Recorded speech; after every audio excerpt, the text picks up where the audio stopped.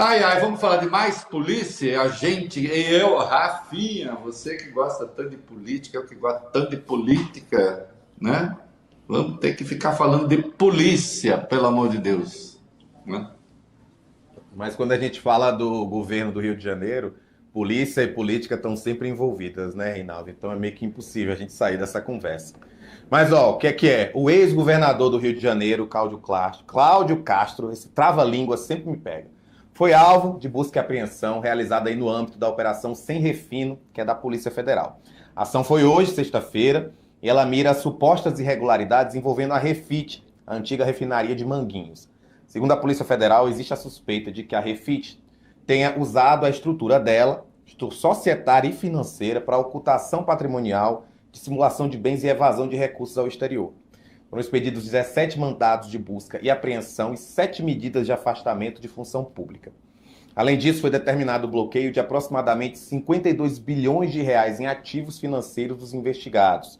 Essa operação foi autorizada pelo ministro Alexandre de Moraes, do STF, e contou com manifestação favorável da Procuradoria-Geral da República. Olha aqui, há muito tempo se aguarda essa operação, né? Nós temos o tal do devedor contumaz, o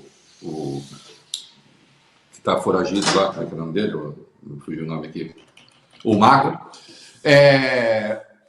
Foragido nos Estados Unidos, o Lula tratou desse assunto, né?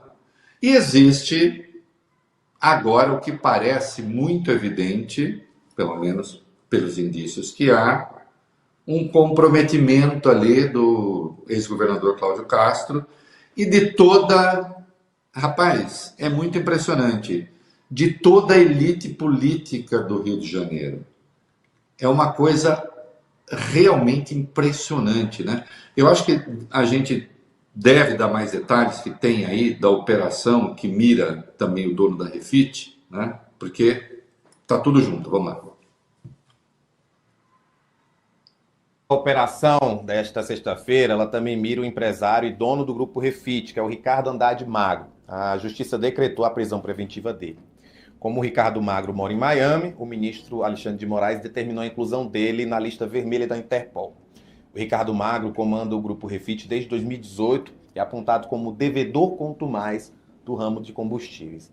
A Refit também é investigada no âmbito das operações Carbono Oculto e Cadeia de Carbono, deflagradas em 2025 contra sonegação de impostos na importação da gasolina e fornecimento de combustíveis para os postos de gasolina do PCC. Como você falou, o Lula tem dito várias vezes em relação ao Ricardo Magro, um nome que a gente já vem tratando aqui há um bom tempo.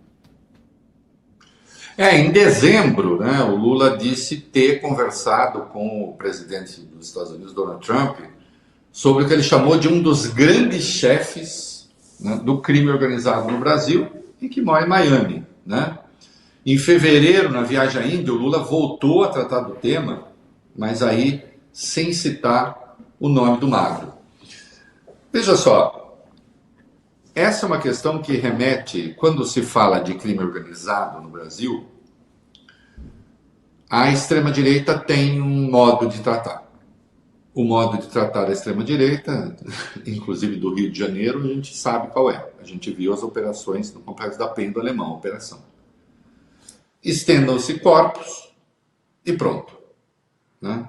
E aí, quando se vai fazer uma investigação, você chega a um figurão da política do Rio de Janeiro comprometido com o PCC, o outro comprometido com a milícia, o outro comprometido com o tráfico de combustíveis, com combustível ilegal, também ligado a organizações criminosas.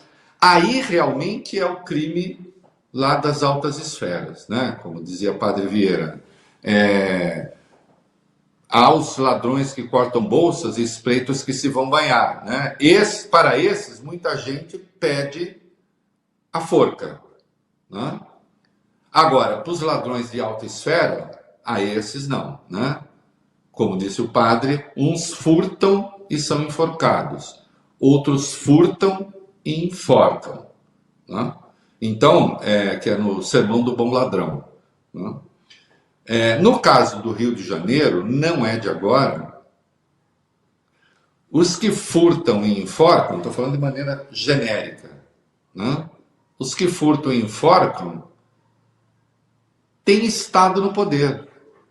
Né? Tem um quadro, tem um sketch do Porta dos Fundos muito engraçado, né? Que o sujeito tá lá com a namorada, né? Primeiro encontro, aí ele fala: eu tenho de te contar uma coisa. Aí ela fica desesperada e diz: você é casado? Fala: não sou casado, não, fica tranquilo. Né? É o quê? Eu já fui governador do Rio de Janeiro. Aí ela entra em pânico, ela entra em desespero. Puxa, mas só agora você me fala uma coisa como essa? Né? É claro que a escolha dos governadores do Rio é obra do eleitorado do Rio, né? Também. Né? A gente espera que haja bom senso agora, mas que tudo é muito difícil, cara, por ali. Né? Se há um Estado, a infiltração do crime organizado, hoje no Estado brasileiro, e já está em todo lugar. Está em todo lugar.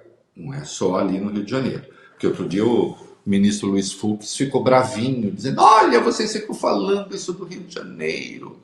Né? Como se fosse uma coisa contra o povo fluminense, contra os cariocas em particular.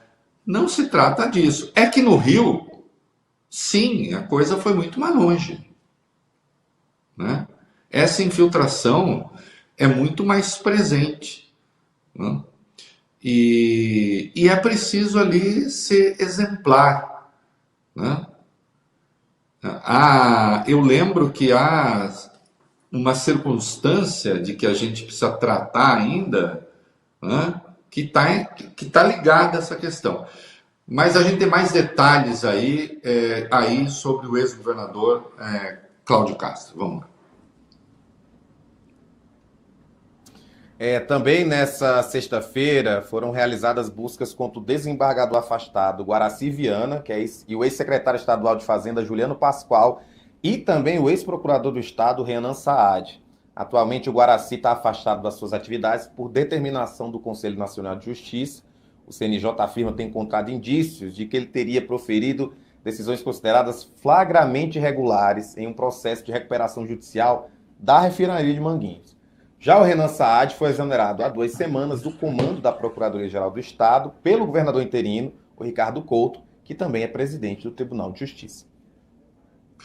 Que era gente do entorno de Cláudio Castro, e agora sim, a próxima notícia que a gente tem aí, Rafael, essa mexe mais diretamente, de fato, com o governador. Vamos lá. O relatório foi enviado para o Supremo Tribunal Federal. A Polícia Federal afirma que o Cláudio Castro agiu de forma decisiva para proteger e favorecer os interesses da Refit, que é comandada pelo Ricardo Magro. O Castro foi alvo de buscas, enquanto o Magro teve prisão decretada e, como a gente disse, o nome dele está incluído na lista vermelha da Interpol. A decisão do ministro Alexandre de Moraes, que expediu esses mandados, ela cita um retrato de cooptação integral do Estado do Rio de Janeiro pela Refit. A investigação indica que a relação entre Castro e a Refit foi marcada por uma série de medidas políticas, administrativas e jurídicas que criaram um cenário que facilitou a continuidade desse esquema criminoso atribuído ao grupo. Olha o que diz o relatório da PF. Sob a batuta de Cláudio Castro e mediante suas diretrizes, o RJ redirecionou todos os esforços de sua máquina pública em um verdadeiro engajamento multiorgânico em prol do conglomerado capitaneado por Ricardo Magro.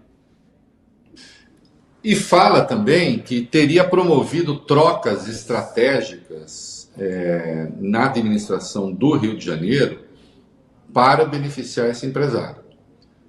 Né? E as evidências, não sou juiz, né?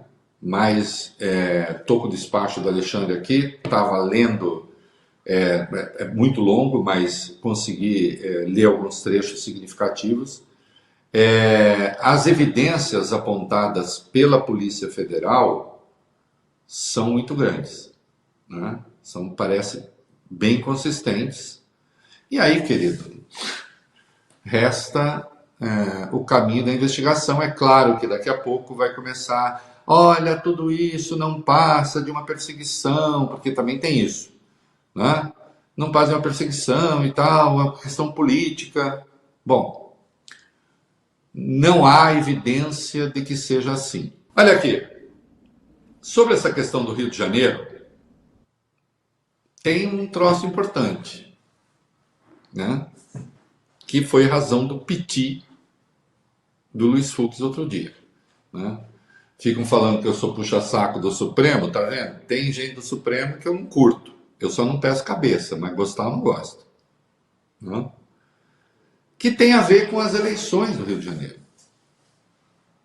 Porque tivesse prevalecido,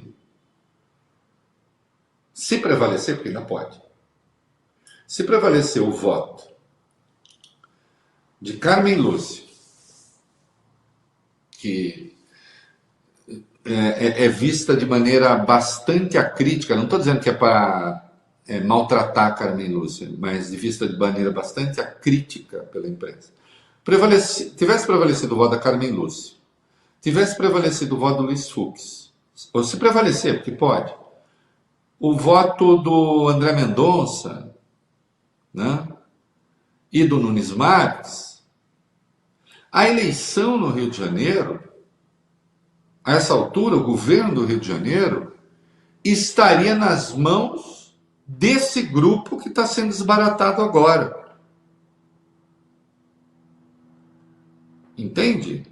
E, no entanto, uma operação autorizada pelo Alexandre de Moraes.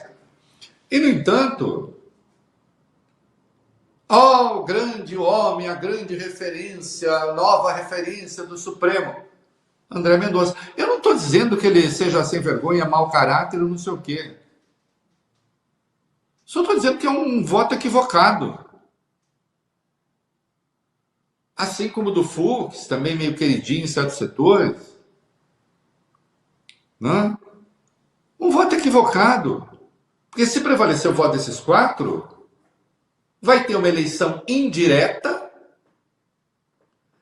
feita pela Assembleia, a Assembleia que resolve que o Porchat, que é inimigo do povo, né?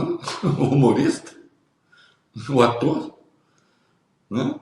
E eleição indireta feita por essa gente aí, por esse mesmo grupo, cara. Entende? E isso é muito sério.